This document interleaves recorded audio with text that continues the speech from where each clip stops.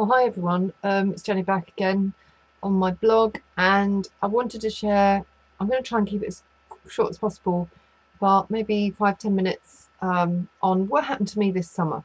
Okay, how this changed and where I'm going from here. And there's also going to be a post in the Soul meeting membership tab in a moment when I've done this.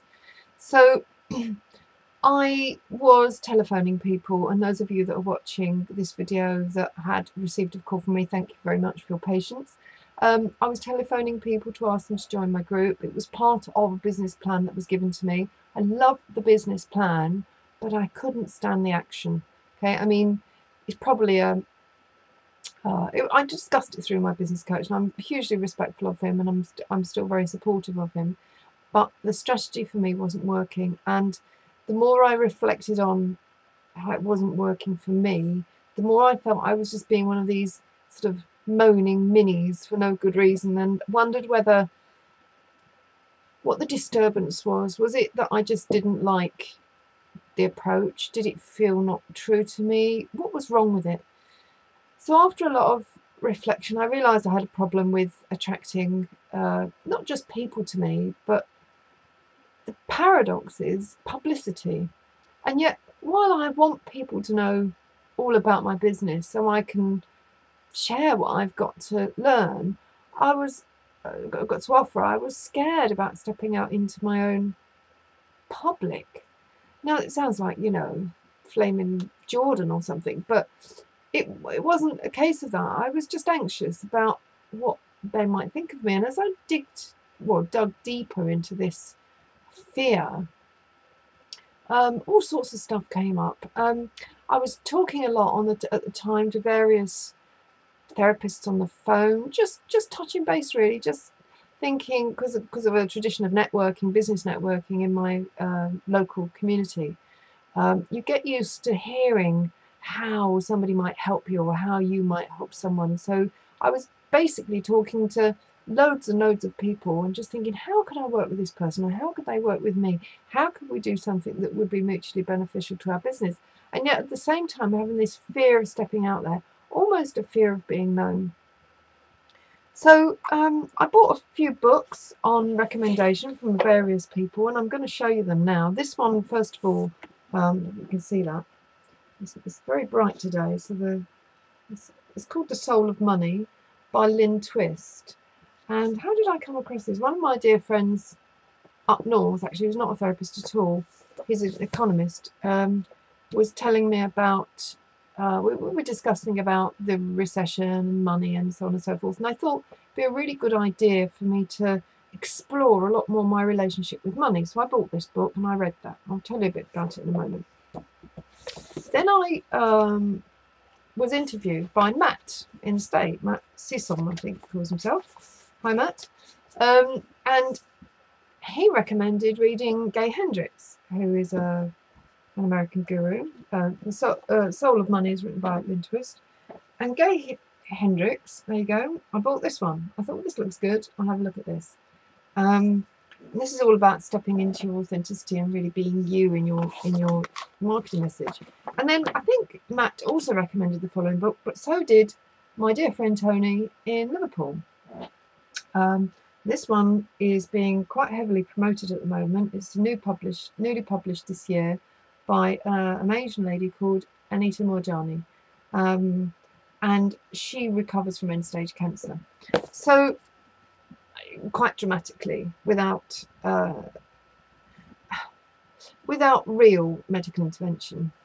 So these three books, and God, no, I can't think how many others I bought. I bought several others. But these books had quite an influence on me. And, I often hear from various people, oh, self-help books never work, they never work. Well, they don't if you're going to take them as gospel and that, you're going to try and follow them to the letter. That's not what, for me, a self-help book is all about. It's about pulling out relevant insights to where you are on your journey at this moment in time. If anyone takes a self-help book and absolutely pursues it from beginning to end, good luck to you. I hope it works for you. It has worked for me once or twice in my life when I was less enlightened than I am now. But now I strip out the relevant kernels of information. So what I learnt from these, I don't know how long we're going on now, but what I learnt from this one, this initially I thought was quite a dispassionate book. I thought it was a bit academic, really. But as I've kind of let the lessons sink in, and they have sunk in little by little over the summer, I've realised the value of wealth. I've realised what wealth is, and it isn't just money.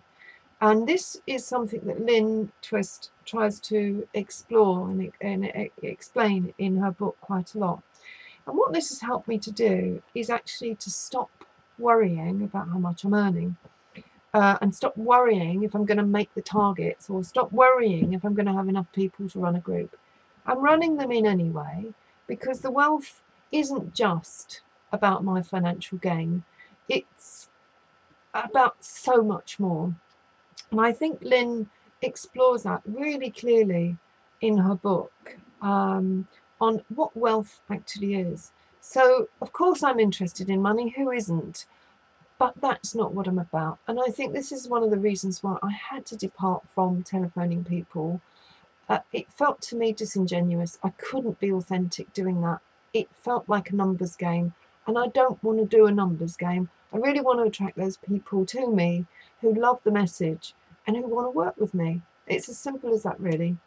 So that kind of really gave me, it revealed to me actually the wealth that I already have, and the quality of my life and the beauty of my life.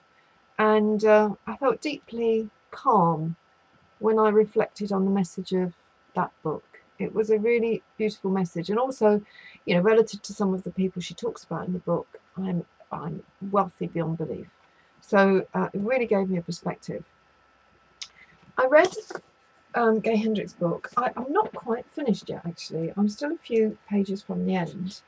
But this book again explores that fear, that block that stops you being who you really are. And while I can be who I really am with my clients and with my colleagues, I was really experiencing a block of being who I really was with my larger audience, i.e. you guys. So I thought, okay, let's see what this big leap looks like. It's scary. What am I really about? You know, would I dare to explore that with you? So that was quite an instructive tone there, and I've still got to finish the last few pages, and I'll probably read it again, because I think as I've developed this summer, there's probably a few lessons in there I could put into practice a little bit better. The last book I want to talk to you about, and I think it was the last one I read, was this one by Anita Moorjani. And Anita, she's being heavily promoted by Wayne Dyer at the moment, and various other people around the world, and I can't tell you how much this book really influenced me. Anita is an Asian born and bred in Hong Kong. So she grows up in lots of different influences. She's in the Chinese, she's in the English, and she's in the Asian, Indian culture. So she has all these different cultures around her, and she has to learn to fit in quite quickly in her life, but unfortunately she loses herself along the way, and when she develops cancer, she realizes that being herself is an incredible challenge, and she can't do it. There's so much fear in her life. Anyway, she doesn't actually realize that until the moment of death, and that may sound a bit like a can't possibly be a paradox. You know, she's alive still, and she certainly is. She's in London on the 24th of September at the Alternatives venue in Piccadilly, so she's definitely alive and kicking. And but 6 years ago she was in hospital, her organs were collapsing, and she was about to die. And at that moment she had a near-death experience which she had an insight and she brought back with her. She realized her fear, she realized what was causing her cancer, and she realized that if she dropped that fear and really stepped into herself, then she could be truly herself. So these 3 books, and she recovered and she hasn't yet looked back, so that's 6 years on. So these 3 books had quite a profound impact on me this summer, and it caused me to realise that I just have to be me. Even though everyone around me is saying, Jenny, you know, you've got to follow this protocol, or you can't just claim this and say that. No, and I'm not. And you know, if you were to listen to what I'm talking about and understand that I am actually a professional therapist and I do work authentically, then you'd know exactly what I'm saying. So these books were profound. I mean, if you want to buy them, I think I've put a couple of pictures down below. I'll get a tiny percentage if you click these links from Amazon, but if you don't, I'm not bothered about it. So these books had a profound impact on me this summer, and has opened a doorway for me. And there's another doorway that's been opened as well by interviewing Pradeep Chadha, Dr. Pradeep Chadha, earlier this year when we discussed drugless psychiatry. I've had my brushes with psychiatry when I was quite young, and I don't want to go into detail right this moment, but I will talk about it very soon. I recovered from what would have been a lifelong, or could have been a lifelong condition, and Pradeep reflected to me that it was really quite remarkable. And to absolute honesty, I'd never ever seen it that way. I could never, it just happened. I got over it. I never ever bothered about it. But I realise now the treasure that brings to my life and my practice of what I do. So I'd really like to share that with you one day soon and tell you more about my personal development and where it came from, how it's happened over the years. I believe our personal journey and our consciousness, our awareness of that journey, makes us fantastic therapists. I think our ongoing self-development and exploration is an absolute requirement when we're working with other people's souls, minds and their bodies. And I'm committed to my journey. So anyway, I just wanted to talk about these 3 books and how they've affected me today.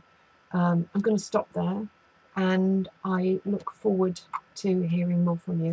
I'm going to record another one in any second now and put on my soul page. So if you get this first and then the soul page, or you get the soul page first, come back here.